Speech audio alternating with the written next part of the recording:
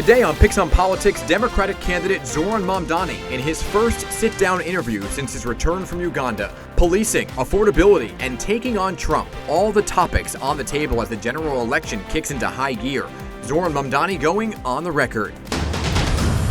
And less than a month to go before the start of the school year in the city. The biggest change this year, a statewide school cell phone ban. I sit down with school's Chancellor Melissa Avilés-Ramos on how New York City plans to implement the new law, what parents, teachers, and students need to know when PIX on Politics starts right now. This is PIX on Politics with Dan Mannarino.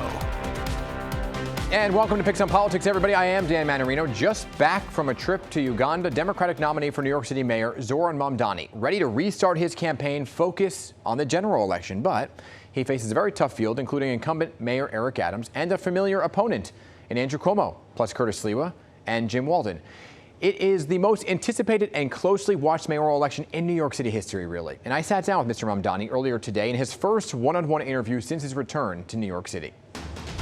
Mr. Mamdani, great to see you. Thanks for coming back to PIX on Politics. Thank you so much for having me. It's always a pleasure. Congratulations to you. I haven't spoken to you since the primary win, so it's good to have you here. I appreciate that. I want to talk about, this is your first sit-down interview since coming back from Uganda, since the Midtown shootings. There's a lot to talk about.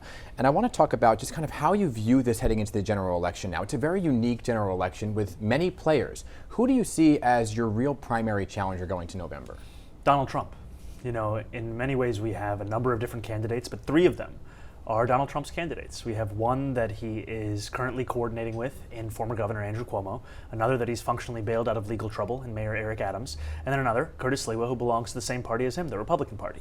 And what we're seeing right now is that our president is currently investigating the option of interfering with this election, always working backwards from how best he could stop our campaign. Mm-hmm. And I understand why he's threatened, because of the fact that while he ran a campaign looking to deliver an easier and a lower cost of living for Americans, he's shown no interest in actually doing so, while we will actually deliver on this agenda. You know, so looming over the election is Donald Trump, right? And there was this headline this week, and you just alluded to it in your answer right there, about this phone call between the president and Andrew Cuomo. The president denies it. Andrew Cuomo denies that phone call. And when I interviewed Andrew Cuomo recently, he said that he hadn't spoken to Donald Trump in quite some time. So why do you believe the story? Because the New York Times stands by their reporting, and I trust them more than I trust Andrew Cuomo or Donald Trump.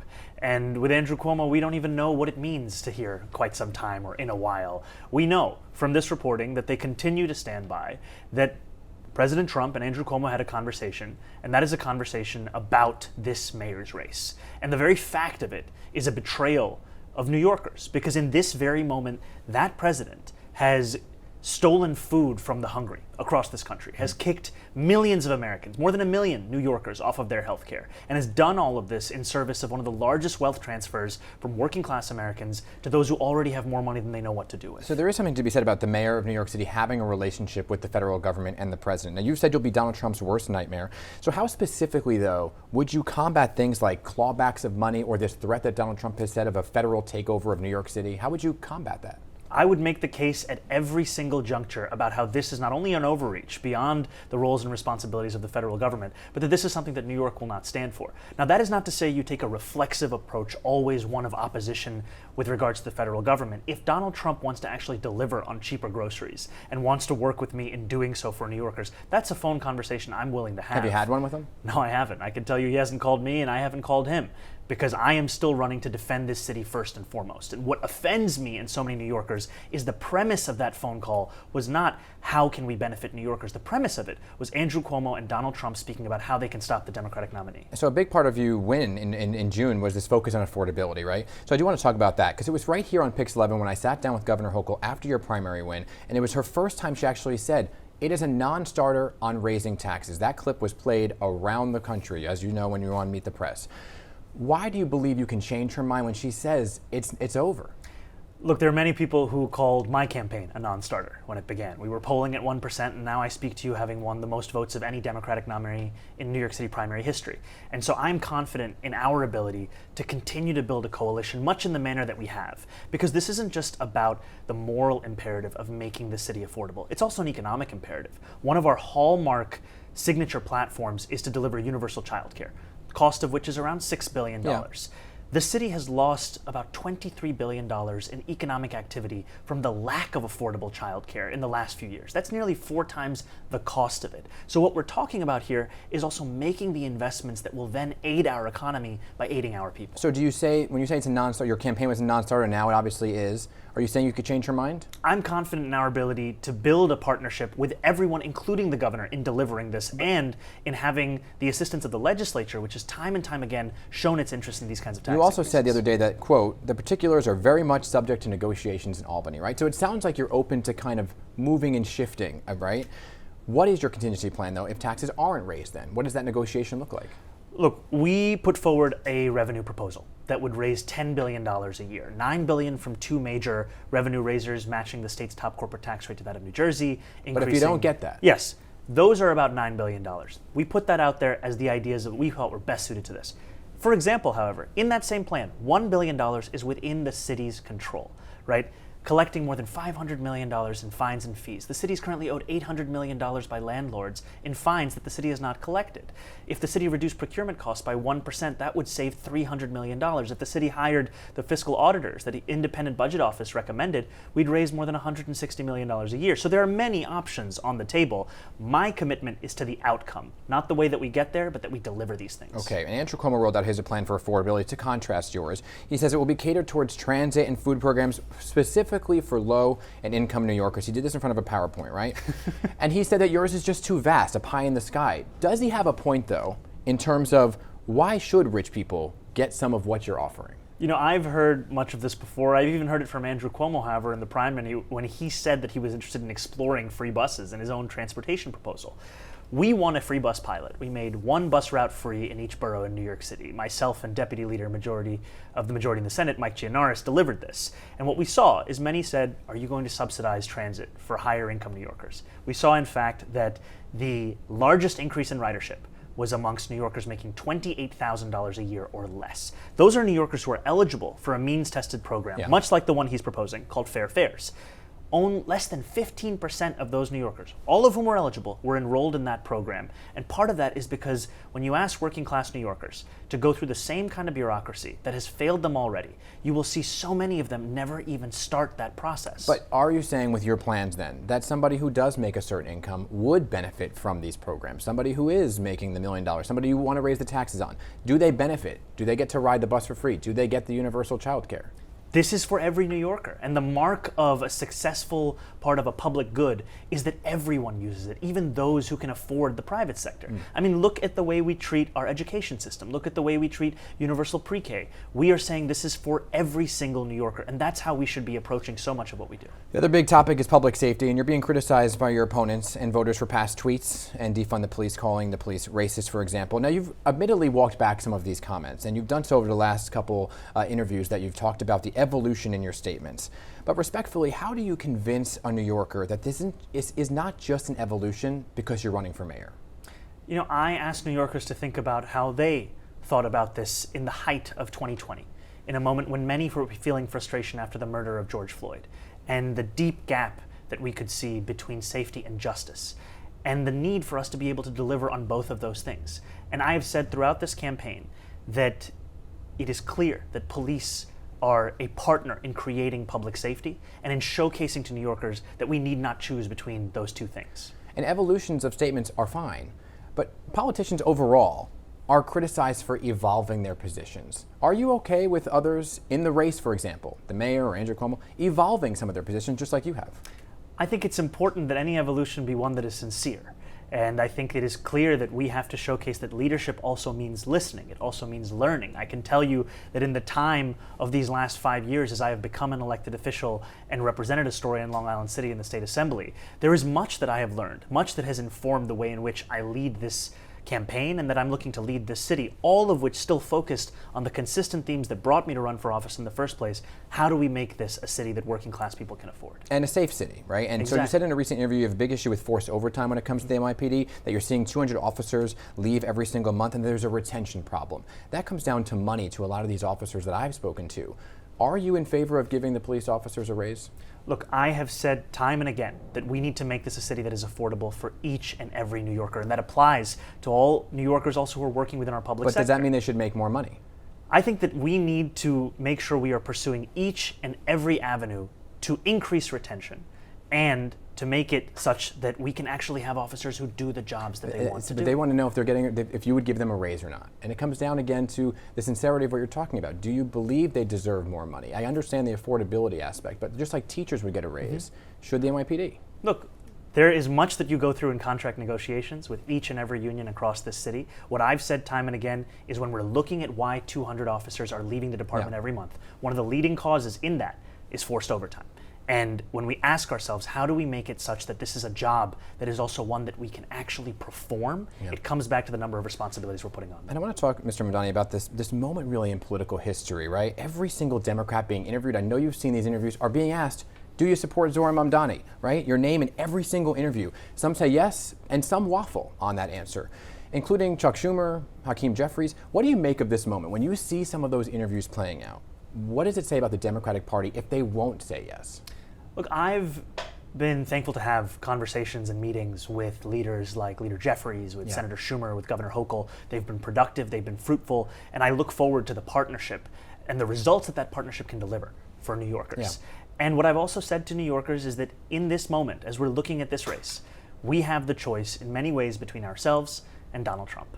That's what we see because of the fact of Donald Trump coordinating with one candidate, functionally bailing out another, and being in the same party as the third. And what we offer to New Yorkers is a vision that is laser focused on an economic agenda that will make the most expensive city in the United States affordable. You know, across the river, a state you'd have to work very closely with, there's a race for governor of New Jersey. Mikey Sherrill's the congresswoman there. She's a centrist Democrat. There are many centrist Democrats looking at this race over here, very particular. Would you support her? Absolutely. And the reason I ask these questions about the political party is because when it comes to the midterms, and say you are the mayor, do you think folks are going to look at you and say it's either a plus or a minus for the Democratic Party? And how do you kind of come to reckon with that? Look, we know that Republicans will look to focus on this city no matter who is in charge. We've seen that especially with the current mayor, who under indictment was facing so much of this same kind of focus across the country. What I'm excited by is the prospect of creating an example in this city of what it means to deliver for working people. When we make buses fast and free, when we freeze the rent, when we deliver universal child care, let that be an example of what it means when Democrats actually get into office and deliver for working people. Mr. Mamdani, I appreciate your time, as always, being back here on PIX and Politics. We'll talk to you soon, okay? Thank you so much. And still to come, everybody, the countdown to the new school year has begun. And New York City Schools Chancellor Avilés-Ramos, she's joining me next with the statewide cell phone ban in effect, see how city schools are preparing and what parents should know. PIX on Politics back in just 2 minutes.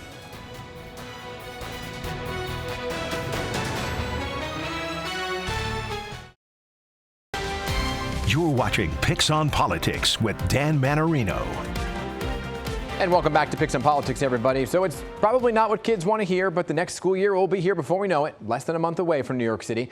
And students are returning to a big rule change. No cell phones during school hours. It's a new statewide rule in New York that leaves it up to the schools on how to implement it, right? So what can you expect? I sat down with Schools Chancellor Avilés-Ramos to ask about New York City plans and other big questions heading into September. And the Chancellor is joining me now, so thank you for being back on PIX and Politics. Good to see you. Great to see you. And so let's talk about this. We're counting down to the new school year. I can't believe we're here already. And one of the biggest changes that parents, teachers, and students are all talking about, of course, is the cell phone ban, right? The statewide bell-to-bell law that requires these students not to be able to access their phones during the day.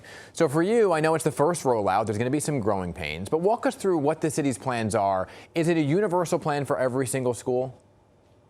Well, it's universal in the sense that it's a law, as you mentioned, and so we will all comply as a district. But what's not universal is the approach. So there are one of three methods that schools can use. They can use pouches, they can have storage lockers, or they can actually collect the devices, which is what I did when I was a principal. Mm-hmm. You have to really consider the size of your school, the staff, consult with your parents and your students. Their voice is very important in all of this. And so we updated our chancellor's regulation, which is what allowed so many schools to already have a cell phone restriction policy in place. We updated it in alignment with the new law. And schools now know that even though they will all have a restrictive, I keep saying collecting because of my own experience, but this restriction, they know that they have to, through the regulation, they have to think about what policy works best for them, what are the logistics that work best for them. And our team, under the leadership of Chief Mark Rampersant, who oversees safety for all of our schools, he and his team have been working really closely with our Division of School Leadership. Okay. So that's great. And Chancellor, so I mentioned those growing pains. So what is the advice that you're giving to teachers and staff? We're going to be the ones tasked with enforcing the rules, right? Especially those older students who we know are going to try to find ways around and hold on to those phones. What's the advice look like? Yeah. So I would say to the adults, we all have to work collaboratively to make this work. And really pay attention to the individual school communities. So principals, teachers, parents are partners. We absolutely must work with parents. One of the concerns is if I call my child during the school day to let them know that something changed with dismissal, maybe there's a change in pickup, or something's going on after school, like, am I going to be able to get that message to my child? So we have to really make sure that our family communication plans are strong so parents feel that they can trust us and that we're ready for this. And that's one of the reasons why we didn't want to implement a cell phone ban last year. And the mayor and I said, we're going to take this time to really listen and engage with families because they are a key part of this. The other thing is working with our students, right? They want to make sure that even if they are not able to use their phones during the school day, if they need to reach out to their families for some sort of an emergency, if they want to make sure that their devices are safe, these are things that continue to come up in our conversations with young people. And so our school officials need to understand that the children and their families need to be at the center of the logistics, right? And so that my advice is that we all have to work collaboratively. And then the other part of that is reminding our young people that distraction-free zones only means that we are going to amplify their opportunities to be ready for all of these amazing careers. Our pathways work. We want to make sure that we're getting our young people ready for super competitive careers across so many different industries, and that technology is still going to be at the center of their educational experience. Okay. But as you know, Chancellor, kids are going to be kids. That they're not distracted by their own personal devices. Yeah, and students are going to be students, though, as you know, right? So is there a penalty or is there a disciplinary action if a student does hold on to their phone or maybe has a secondary device or what it may be? What does that look like so a student doesn't feel like they can just get away with it? Yeah, so in our regulation, we've worked really closely with our union partners. The UFT and the CSA have been phenomenal in helping us with this progressive discipline. So you will not be suspended if you are just seen using your phone, right? There's a conversation, there's a phone call home to family members, and there are a ladder of steps that have to happen when working with young people in this detoxing phase, as we call it. They're so attached to their devices. Yeah, that's a good way to put it, right? I want to shift gears here and talk about the political landscape heading into the school year. Much different than the year prior, right? A new administration in the White House, a focus on immigration, and frankly, a lot of attention on deportation with a large migrant population in city schools. The question is, how are you now as the chancellor approaching that, looking at the landscape with so many migrants who were welcomed into the schools last year? Are you worried that maybe they won't come back to school this year? We were dealing with immigration issues back in 2022 when I was overseeing Project Open Arms and I was working for former First Deputy Chancellor Dan Weisberg. We're going to continue to do what we always do, which is be supportive of our families, make sure that we have social workers in high needs areas who are deeply invested in the communities and in many cases reflect the communities that they're working in. We've had great partnerships with Project Rousseau and offering Know Your Rights training for families and to our staff, know their rights, and really leaning into that strong communication around our protocol for non-local law enforcement entering the school buildings. What is that protocol? Hold on. What is that protocol? The reason I ask that is because what's happening at courthouses, we're seeing it. So if ICE shows up at a school, what is the protocol? So a non-local law enforcement officer has to produce a judicial warrant, and the school principal immediately contacts field counsel, so that way our attorneys can actually determine if it is a judicial warrant. So it's not just walking into a school building. That has been the case even before we were talking about this new administration. Okay. So communication is key. Know your rights training, know their rights training. These are all things that we we have been doing throughout the previous year, and that we are going to continue to do, and working really, really closely with our superintendents and principals to monitor everything on a case-by-case basis. I'm up against the clock here. Just a short answer. I'm looking for it. You have enough teachers going into the year? Are you okay with class size and teachers? We are ready to open school. And do you have enough teachers? We have the teachers we need, and we have our class size plan, and we're good to go. We're excited for the school year. I am as well, and this is just one of many conversations I hope we have with you in the beginning of the school year. Chancellor, I appreciate you coming back on PIX and Politics. We'll talk to you very soon, okay? Thanks. Have a great one. You too. And still to come, a big announcement for PIX 11 and the upcoming election coverage for New Jersey's race for New Jersey governor. You don't want to miss this announcement. We'll be right back.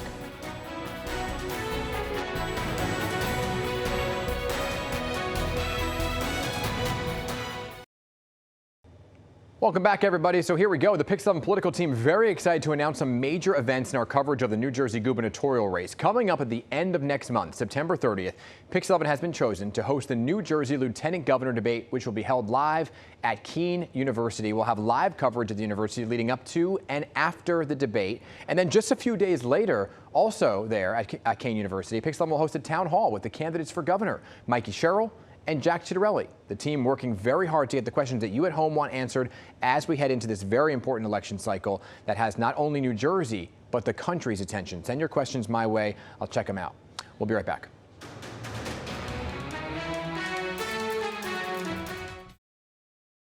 So we spoke a lot, right, about the upcoming elections today, but it is important that you are registered to vote in these elections. So take a look at the registration deadlines. Okay, here we go. New Jersey residents, you have until the all-important day of October 14th to register to vote, and New Yorkers have until October 25th. Now, it may seem like a ways off, right, but better to do it now than to scramble at the last minute. And with that, everybody, we'll be with you every step of the way. Thank you for watching another episode of PIX on Politics. Enjoy the rest of your day. I'll see you next time.